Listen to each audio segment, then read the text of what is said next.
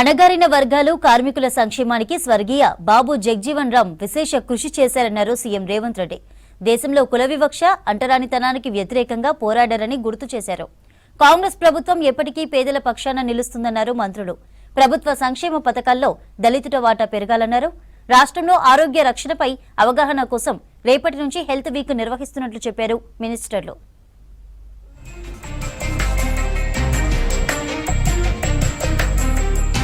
బాబు జగ్జీవన్ రామ్ జయంతి సందర్భంగా ఆయన చిత్రపటానికి నివాళి అర్పించారు సీఎం రేవంత్. అణగారిన వర్గాలు కార్మికుల సంక్షేమానికి కృషి చేశారని కొనియాడారు. కుల వివక్ష, అంటరానితనానికి వ్యతిరేకంగా పోరాడారని గుర్తు చేశారు. దళితుల హక్కుల కోసం జీవితాంతం పనిచేశారన్నారు. జగ్జీవన్ రామ్ స్ఫూర్తితో తెలంగాణలో సామాజిక న్యాయం, అన్ని వర్గాల మేలు కోసం ప్రభుత్వం కృషి చేస్తుందన్నారు సీఎం రేవంత్ రెడ్డి.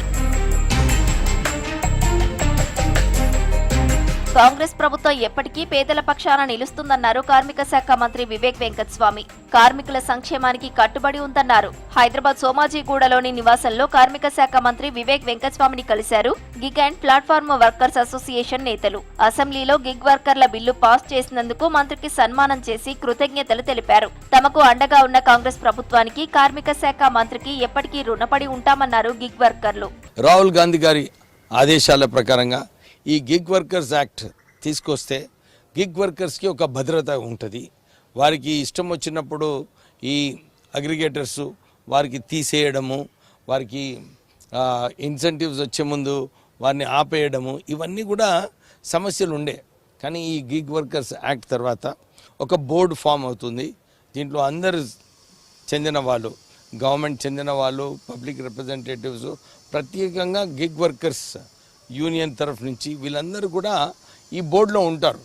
రాష్ట్రంలో ప్రభుత్వ పథకాలు, రిజర్వేషన్లలో దళితుల వాటా పెరగాలన్నారు మంత్రి వివేక్ వెంకటస్వామి. మేనిఫెస్టో ప్రకారం స్కీమ్లు, రిజర్వేషన్లను 18% పెంచేలా కృషి చేస్తామన్నారు. 3 కోట్ల వరకు కాంట్రాక్టుల్లో దళితులకు ప్రాధాన్యత ఇవ్వాలని సీఎం రేవంత్ ను కోరామన్నారు. హైదరాబాద్ బషీర్బాగ్లోని జగ్జీవన్ రామ్ విగ్రహానికి మంత్రులతో కలిసి నివాళులర్పించారు మంత్రి వివేక్. నిజంగానే కష్టపడి పైకి వచ్చి కాంగ్రెస్ పార్టీలో మొదటిసారిగా ఒక పెద్ద దళిత నాయకుడు, నేను పనిచేస్తాను కాంగ్రెస్ పార్టీకి, ఇండిపెండెన్స్ కోసము, స్వాతంత్ర్యం కోసం పనిచేస్తానని చెప్పి వారు స్వాతంత్ర్యంలో పాల్గొనడం జరిగింది. కానీ స్వాతంత్ర్యమే కాదు, దళితుల హక్కులు కూడా కల్పించాలి. దళితుల హక్కుల కోసం కూడా వారు నిరంతరం కొట్లాడడమే కాక దళితులకు ఎదగాలని చెప్పి వారు కష్టపడి పనిచేయడం జరిగింది. ఈ నెల 6 నుంచి 11 వరకు హెల్త్ వీక్ నిర్వహించనున్నట్లు చెప్పారు మంత్రి దామోదర రాజనరసింహ. హెల్త్ వీక్ లో కార్యక్రమాలపై అధికారులతో వీడియో కాన్ఫరెన్స్ నిర్వహించారు.